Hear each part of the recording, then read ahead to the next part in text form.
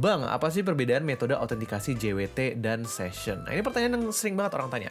Oke, jadi kalau misalnya kita pakai metode JWT, biasanya ketika user itu melakukan request ke server, dia kan butuh bawa credential dalam bentuk token biasanya. Ketika usernya ini ngirim tokennya ke server, kucuk sama sini gitu, si server itu nggak perlu ngecek ke database untuk memastikan token ini valid atau tidak. Sama kayak kalau misalkan lu dapat uang kertas untuk mastiin ini uangnya asli atau enggak, lu kan nggak pergi ke Bank Indonesia gitu untuk mastiin, ini uang bener atau enggak gitu. Lu coba ngeliat di raba, di terawang gitu, oh ternyata memenuhi syarat, berarti ini uang asli. Nah, JWT juga demikian. Dia itu hanya melihat syarat-syarat dari tokennya sudah terpenuhi atau enggak. Tidak perlu melakukan request ke database sama sekali. Jadi murni yang diperiksa itu tokennya aja. Nah, beda kalau pakai session. Session itu biasanya si usernya itu punya sebuah cookie dibawa gitu ke server untuk setiap request. Nah, session identifier-nya atau cookie session-nya ini dicek lagi nih ke database. Apakah benar ada ID session ini milik user ini. Nah, kalau database-nya approve, ya udah berarti session cookie-nya ini bener.